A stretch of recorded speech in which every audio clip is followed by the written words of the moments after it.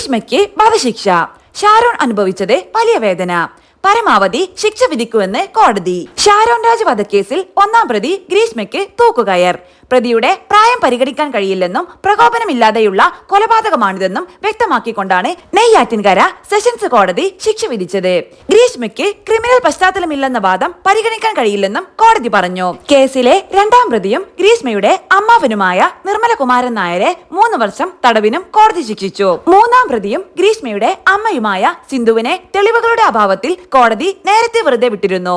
കൊല നടത്താൻ ഗ്രീഷ്മയെ സഹായിച്ചുവെന്നായിരുന്നു അമ്മ സിന്ധുവിനെതിരെയും അമ്മാവൻ നിർമ്മൽകുമാറിനെതിരെയുമുള്ള കുറ്റം. 586 പേജുള്ള വിധി പ്രസ്താവമാണുള്ളത്.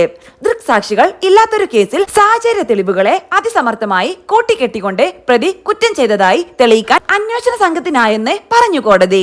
പോലീസിനെ അഭിനന്ദിച്ചു. പ്രോസിക്യൂഷന്റെയും പ്രതിഭാഗത്തിന്റെയും 3 ദിവസം നീണ്ട അന്തിമവാദങ്ങൾ നേരത്തെ പൂർത്തിയായിരുന്നു.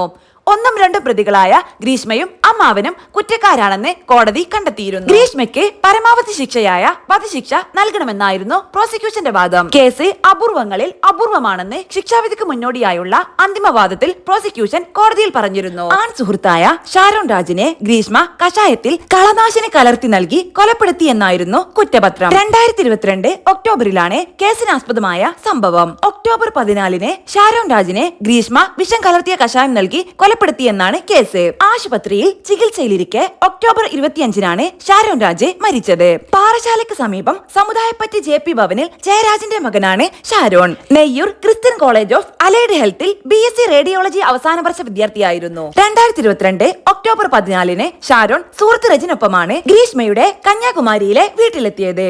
ഇവിടെ വെച്ച് ഗ്രീഷ്മ ഷാരോണിന് കളനാശിനിയായ പാരക്വറ്റ് കലർത്തിയ കഷായം നൽകി. കഷായം കൊടുത്ത ശേഷം കയ്പ് മാറാൻ ജ്യൂസും കൊടുത്തു. പിന്നാലെ ഷാരോൺ മുറിയിൽ ഛർദിച്ചു. സുഹൃത്തിനൊപ്പം ബൈക്കിൽ മടങ്ങവേ പലതവണ ഛർദിക്കുകയും ക്ഷീണിതനാവുകയും ചെയ്ത ഷാരോൺ പാറശാല ജനറൽ ആശുപത്രിയിലെ ചികിത്സ കഴിഞ്ഞ് വീട്ടിലേക്ക് എത്തിയെങ്കിലും അടുത്ത ദിവസം വായ്ക്കുള്ളിൽ വ്രണങ്ങൾ ഉണ്ടായതിനെ തുടർന്ന് വീണ്ടും ആശുപത്രിയിൽ പ്രവേശിപ്പിച്ചു.